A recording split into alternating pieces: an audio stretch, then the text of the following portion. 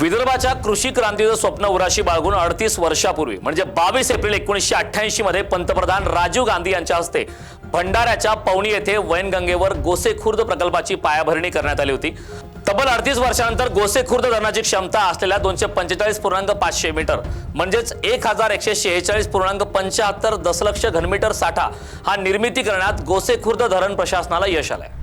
अधिकाऱ्यांच्या अथक प्रयत्नानंतर आता गोसेखुर्द प्रकल्पाने जलसाठ्याच्या संचयाचा ऐतिहासिक पल्ला गाठलाय।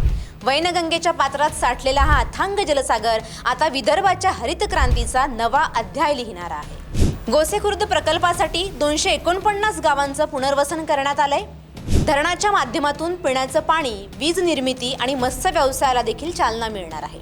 भंडारा, नागपूर आणि चंद्रपूर जिल्ह्यातील जमिनीला सिंचनाचा लाभ होणार आहे। गोसेखुर्द धरण हे 92 मीटर उंच आणि 653 मीटर लांबीचं धरण आहे। वैनगंगेवर 11.35 किलोमीटर लांबीचं हे धरण आहे।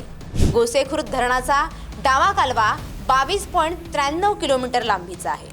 धरणाचा उजवा कालवा 99 किलोमीटर लांबीचा आहे। गोसेखुर्द धरणावर 4 उपसा सिंचन योजना आणि आसोला मेंढा जलाशय आहे। गोसेखुर्द धरणाला 33 वक्र दरवाजे आहेत। विदर्भात सिंचनाकरिता महत्त्वाकांक्षी प्रकल्प असलेला इंदिरा गांधी गोसेखुर्द जलसिंचन प्रकल्प हा प्रकल्प तब्बल 3 दशकानंतर 100% जलसाठ्यासह पूर्णपणे भरलेला आहे। आपण सध्या राजीव गांधी टेकडीवर आहोत। याच ठिकाणी 22 एप्रिल 1988 मध्ये तत्कालीन पंतप्रधान राजीव गांधी यांच्या हस्ते तत्कालीन मुख्यमंत्री शंकरराव चव्हाण यांच्या उपस्थित या प्रकल्पाच्या कामाचे भूमिपूजन पार पडले होते। तब्बल 3 दशकानंतर आता या जलसिंचन प्रकल्पाचा पाणीसाठा 100% भरलेला आहे। 245.5 मीटरच्या सिंचन पातळी यांनी आता पार पाडली आहे आणि तब्बल 1146 दशलक्ष घनमीटर प्रचंड पाणीसाठा आता यामध्ये आलेला आहे।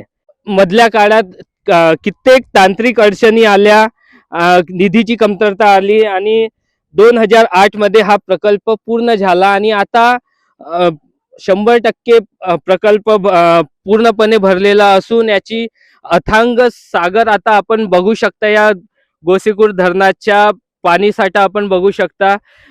100% पाणीसाठा पूर्णपणे भरला असला तरी या ठिकाणी मोठ्या प्रमाणात आंदोलने झाली, मोठ्या प्रमाणात प्रकल्पग्रस्तांच्या समस्या या ठिकाणी होते।